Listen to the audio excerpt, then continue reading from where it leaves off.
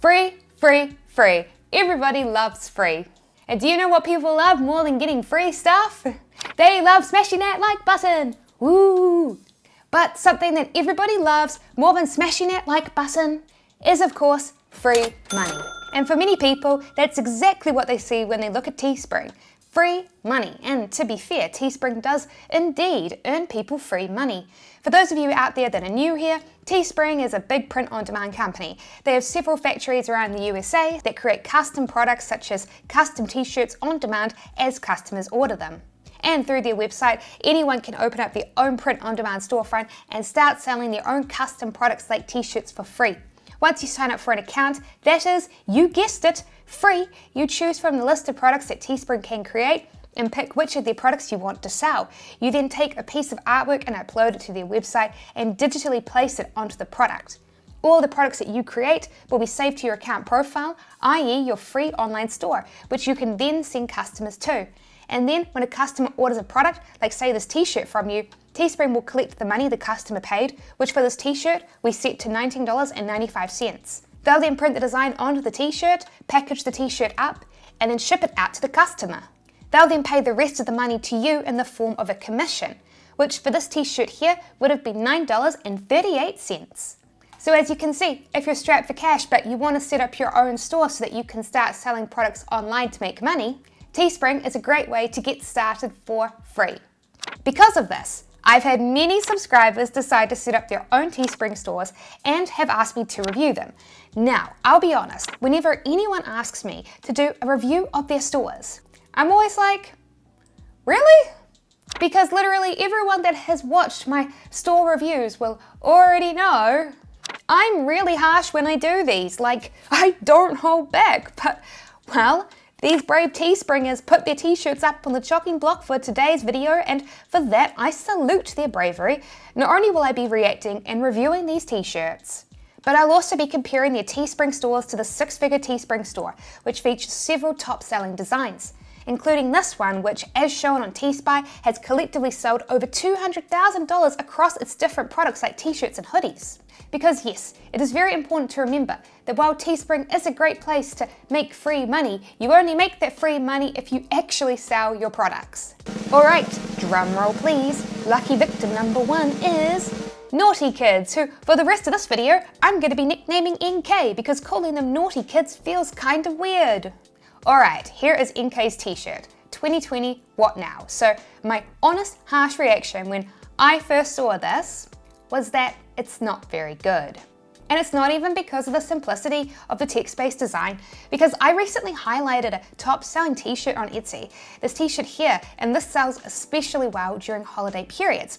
And look how simple this t-shirt is, it's also just text. But there is one crucial difference. This t-shirt, it's actually funny, you know, in like a dad joke way. I mean, let's be honest, NK, we've all heard tons of jokes by now about how much 2020 sucks. So simply saying 2020 what now, it's just not going to make anyone laugh because humor is all about the unexpected. So while this here is probably a dad joke that some of you watching have already seen, when I first saw this t-shirt, I smiled because this joke was admittedly fresh to me. I'd never seen it before, and that's exactly it. Humor is all about the unexpected. So here's an example of a print-on-demand t-shirt on Etsy that's in the same niche, that's done very well. It's a clever twist on the joke that also piggybacks off of the current new interest in Friends. Now yes, I know this t-shirt design has been done to death recently, but when this t-shirt was first made, this joke was new and it did make people laugh because it was unexpected and clever. So yes, simple text-based t-shirts, they can sell great. So that's not the problem, NK. The problem, NK, is that your t-shirt isn't funny. It's lazy. I see people make these sorts of half-hearted joke t-shirts all the time and wonder why they're not selling. And they're not selling because the honest truth is that they're not funny. But there is an even deeper problem with NK's t-shirt. And it's something that I see happen all the time to people on Teespring. People come in and they make and design a bunch of products. And then they finish creating their store. And they're like, oh yeah, this is great. Just one problem. Why is no one buying anything? And it's like, well, maybe the reason why nobody is buying anything is because they don't even know that your store exists. See, remember that six-figure Teespring store that I highlighted earlier? Well, I also highlighted it in this video. It's a Teespring store that sells fun merch aimed at engineers. Well, not only did I spend time in that video showing off the store, along with its successful designs, such as this design here, which, as I said, has made over $200,000, but I also showed how they got customers into the store. I showed how they set up a free Facebook page where they posted funny pictures and memes for engineers and grew it. And then once they had organically built up a following on their Facebook page, they used their free platform to advertise and promote their Teespring store and the shirts, mugs, and designs that they sell in there. See, I think people misunderstand Teespring, and they think it's like Redbubble, which will advertise the products that people put up on their site. But unlike Redbubble, Teespring basically leaves the marketing and advertising up to you, and in exchange they pay a much higher commission rate than Redbubble. And unfortunately, I searched the internet, but I couldn't see NK advertising their t-shirt anywhere, so no one was ever going to see it. So like Engineer Meme Designs had a plan for how they were going to get sales by building up a Facebook page for engineers by posting funny engineering related memes and then linking to their store in the picture descriptions. But before you set up a Teespring store, you've got to make sure that you too have a strategy for getting customers in the door. Otherwise, it's like opening up a store in the middle of the desert. Simply posting your t-shirt isn't enough. If you don't like the idea of marketing, then consider using a different third-party marketplace that advertises products for you, like Redbubble. And I also want to let you know that if you're watching this video and you have any questions, then you should be sure to come to my live Q&A Instagram Hangout session at 8 p.m. Eastern USA time tonight, as in the day that this video goes live. I regularly host live Q&A Hangouts for my Instagram followers, so if you haven't come and followed my page, please go do so. But anyway, on to lucky victim number 2. All right, drum roll please. Lucky review victim number 2 is Random Tuber, and I almost didn't want to review this one because Random Tuber subscribes to this channel, and what I'm about to say is probably going to make them unsubscribe. Because the honest truth, mate, is that this t-shirt here is up there with some of the worst I have ever seen. Mate, you could have the best traffic strategy in the world, you could have the most active Facebook meme page for investors in the world, and not a single person will buy one of these t-shirts. Now, here's the thing for you out there watching at home. You would think that this would be pretty obvious, wouldn't it? How can anyone think it is acceptable to just come to Google Images and then copy and paste the picture onto their t-shirt featuring a slogan that doesn't even make sense, and then be like, oh yeah, this t-shirt, it's great. No need to come in and delete the background of this picture. No, that's just unnecessary. The honest truth is that most people who would see this design are probably saying things like, man, this guy, doesn't he realize how insulting it is to think that I would actually buy this? And yet, as offensively awful and ugly as this design is to those of us looking in on the outside who wonder why he didn't take the time to delete the background box around the picture, look how genuine Random Tuber is. They're genuinely excited by the design and store, and they are clearly very genuinely proud of their design, and don't realize what went wrong and why nobody is buying this t-shirt. And as much as I may be sitting here roasting it, I'm honestly not surprised. I see it all the time, like literally every day. People ask me all the time to review their stores and their products, which to anyone looking in on the outside are obviously very unprofessional and ugly looking, but to them they're confused as to why nobody is buying their products. The truth is that when it comes to art and things that we create, it's extremely difficult for us to be truly objective about it. Think about it. Even the best, most famous authors in the world have to get their books ruthlessly cut down by an editor.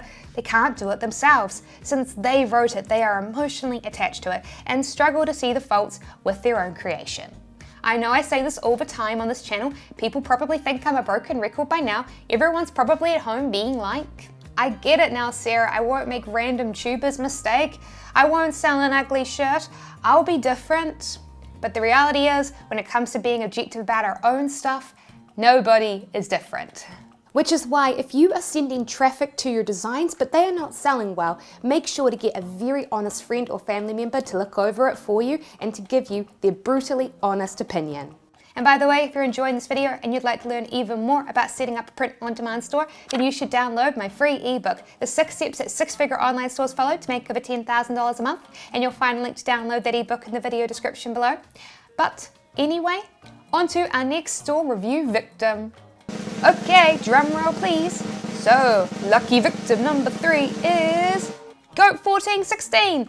Alright mate, so my opinion on your store is that if this design had been super popular and sold really well, it would not have sold well for long.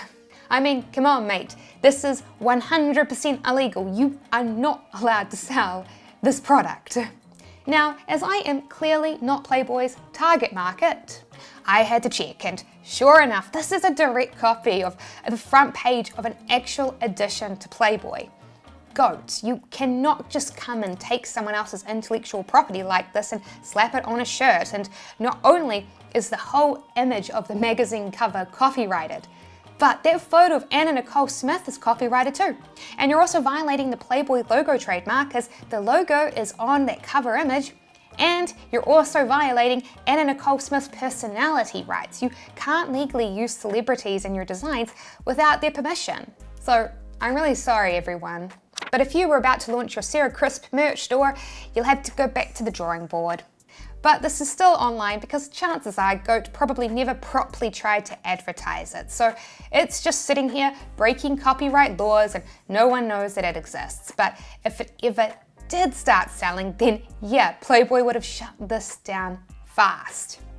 Alright, on to the next Teespring store. Drum roll please. And lucky victim number 4 is Travel Thought. And actually, when I first went to the Teespring store, I was super confused. I was like, what's a thought? It's moments like these that I realize that I'm getting old. But yes, I went and looked up what a thought means, and when I saw it, as a woman myself, I was like,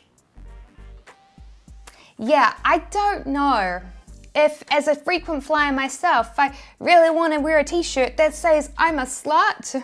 Maybe I'm missing something here and I'm just too old to get the joke. I genuinely don't know. I'm kinda confused. Let me know in the comment section if I'm just getting old and I don't get it, but right now, I'm not a big fan of this word, so I'm actually gonna nickname Travel Thought TT from here on out. Alright, so here's the thing, TT.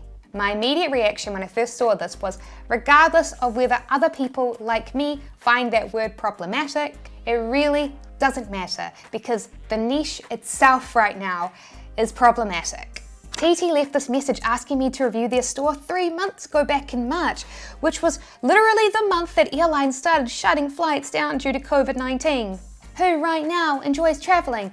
Pretty much no one. Unfortunately, in our strange new COVID-19 world, there are some niches which were previously big and super popular that are less good to be in right now. So unless you were previously in this niche before, it's not one that I would recommend entering into. Although I will say that I am very much looking forward to when this niche is a great niche to be in again. But yes, when you're choosing which niches to design your shirts around, make sure you're choosing one that has a big enough fan base to make it worth your time. If it's too small, then you'll have very few people to actually sell your products to, and your store will basically be doomed from the start.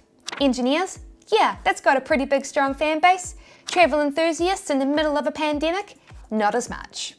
I'll never forget another user who asked me to review their print-on-demand store, Domainer Swag. They set it up on Shopify, not Teespring, but the same principle applies regardless of how one is creating the store. I previously reviewed and reacted to the store in another video on this channel, and as I said in that video, outside of the fact that numerous of the designs were horrendously ugly, an even bigger problem was that its niche was, well, domainers. And a domainer, for those of you that don't know, is someone who buys domain names as an investment.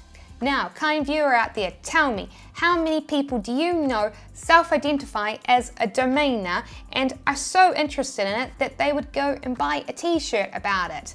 The chances are not that many. But of course, if you target too many people with your store, then as you'll see, that comes with its own set of problems.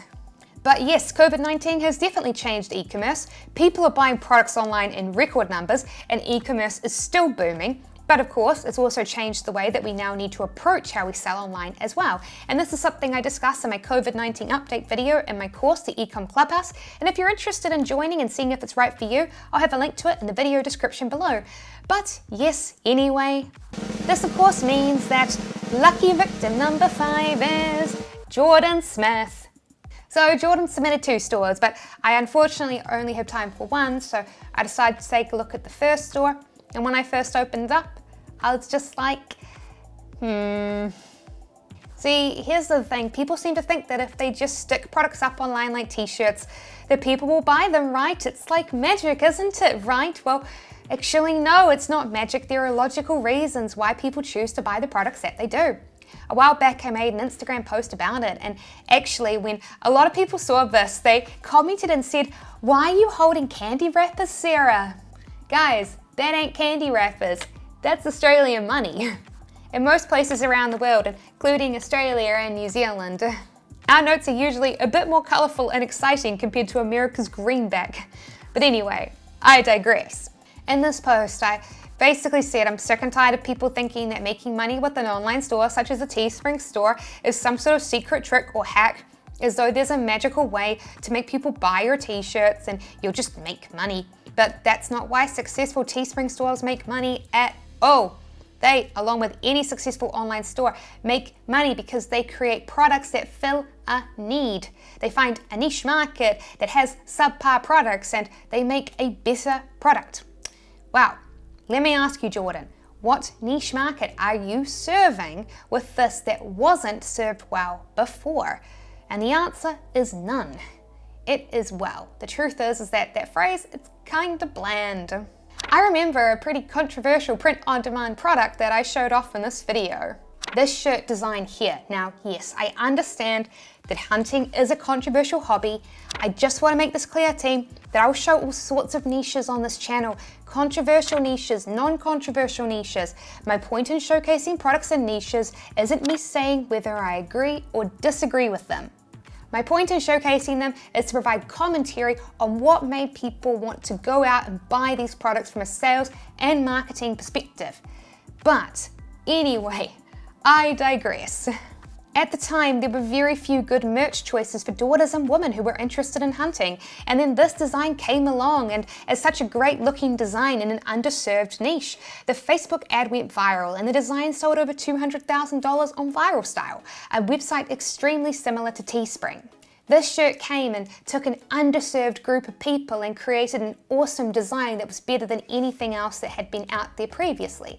And that was why it sold so well. Not because of magic.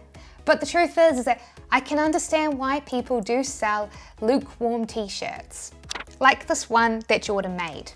Because, well, when you're browsing through clothing stores in the mall, you'll find simple t-shirts like that. But here's the thing, put yourself in the mind of the customer.